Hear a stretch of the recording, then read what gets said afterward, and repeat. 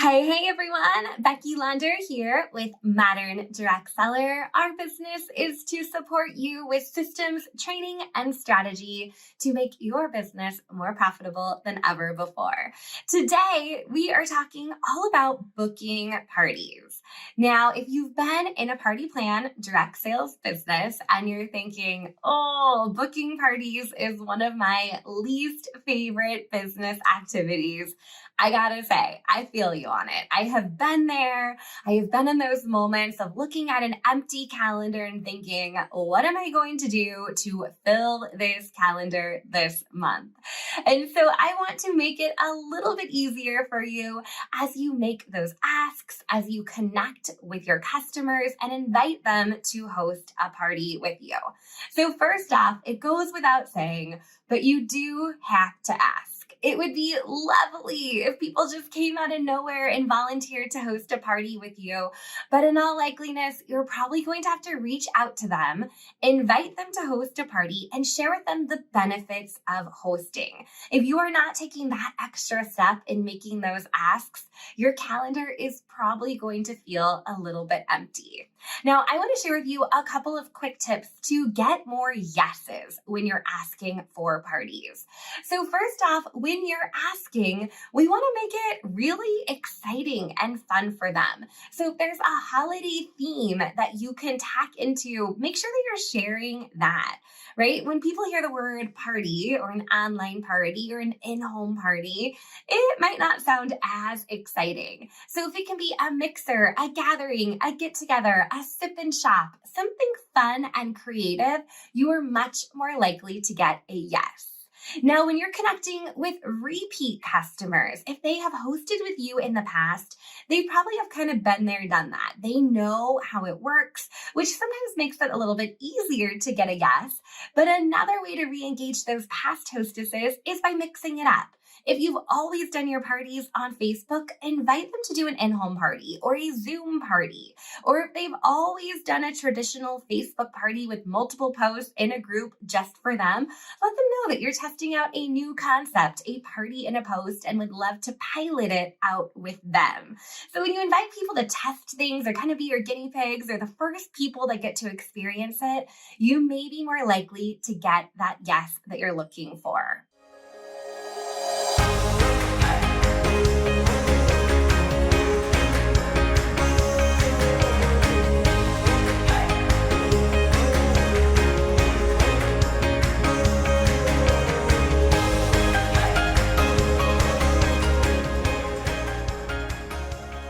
As you're asking for party bookings, you always want to end in a question and make a direct ask. So that might be something like, hey, I'm putting together my fall new product release, and we have some pretty exciting hostess incentives that I have got to tell you all about. I have a couple of openings later on this month. Would the 5th or the 7th be best for you?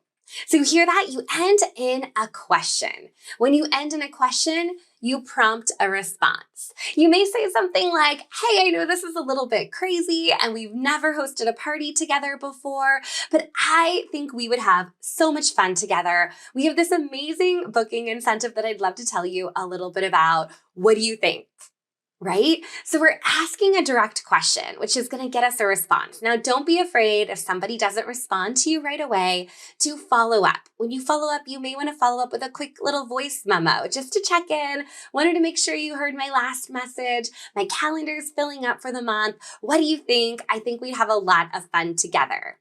You may even want to take the pressure off of them and say, I know that it can feel like a lot of work inviting guests to come to a party, but I will do most of the work. You simply invite your friends to join in. What do you think? So again, when you're ending in a question, it's going to prompt a response. If you send a really long, drawn out paragraph of why you love partying and how much fun it's going to be and all the things that they need to know, they may be more likely to not respond. So we want to keep it conversational. And it's also important to mention that when we're making these asks, when we're asking somebody for a sale, when we're asking somebody to book a party, when we're asking somebody to join our team, we want to have already built the relationship with them. We want to make sure that we've already connected with them. They know a little bit about our products. They know what we do. We've been in touch with them. If you have that icky feeling inside where you're thinking, oh, like I know my leader told me to do a booking blitz and I'm going to message 50 people to try to get a party on my calendar, but I haven't talked to these people for a little while, I want you to stop right there. We're going to take it back a step and focus on building that relationship first. So by the time we ask for that sale, that booking, joining the team, they already know you, like you, trust you, and they are much more likely to say yes. The next way to increase the likeliness of a yes is to layer in scarcity and exclusivity. Now, when I say this, I don't want you to create false urgency, right? We don't want to make something up and say that we only have one slot left this month for a party when you know you really have 20 slots left, right? But we do want to let them know that maybe there's a special bonus for hostesses that's going away at the end of the month. And you want to make sure that they capture that. Or you want to let them know that you have a special deal or incentive just for them. It's exclusive. This isn't something you're advertising to the entire internet. You're really customizing and tailoring your approach and conversation to that hostess that we're working to get a yes from. Another thing to mention is if there is any kind of new product release or some scarcity and products selling out, I know this typically happens often in the holiday season, we really want to encourage people to book and so their friends and family can scoop up those awesome products that have been released before they sell out. All right, the next one is really around follow-up. I've already mentioned this before, but it is more likely to get a yes when you follow up. And I know follow-up is a pain in the butt. I know we don't love following up, but it's so critically important to get a yes for your party. So we want to check in at least one more time after you've sent an initial message to see if they've thought about it. You never know what's happening in their life. They probably got busy and distracted. It's not that they're ignoring you or they feel like you're being too pushy by asking you to have a party. They really are probably just have a lot going on. So following up, checking back in, maybe even on a different platform. If you message them on Facebook, then you could always send them an Instagram message or shoot them a text. Or if you have been interacting with them and they've kind of gone silent, maybe you want to comment on one of their photos to bring yourself back into the picture where they might remember, oh, I need to respond back to her about that upcoming party she asked me to have. So don't be shy about your follow-up. Make sure that it's part of your strategy to get those parties booked. My last tip for you is really around leveraging booking incentives.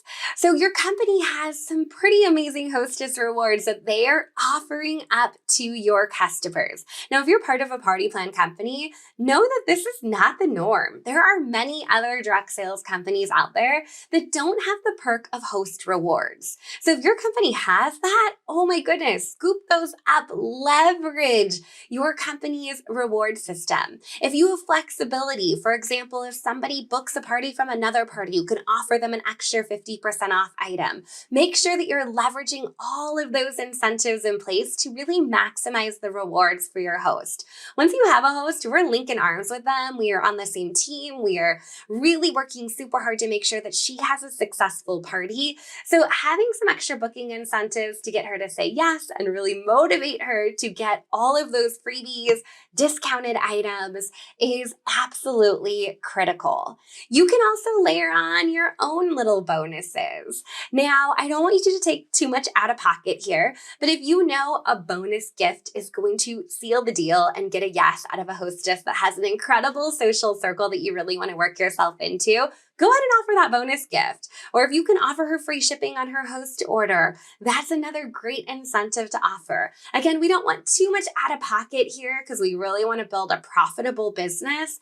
But if there's a little something extra that you can toss in, definitely do so. I know back when I was doing a lot of vendor events, I would have an open date calendar, and that calendar would sit at my vendor booth on a clipboard. And when I started to have a conversation with someone about what it was like to host a party and all the great incentives and rewards that came along with that, we would look right at the calendar, we would write in their date, I'd grab their contact information, save it right there in my phone, and I would give them a gift bag. That gift bag I called a booking bag, and that booking bag would have a catalog, it would has some goodies in it, and it was a takeaway that they could have as a thank you for booking that event with me. Now, I know that we don't want to spend a lot of money throwing things into booking bags.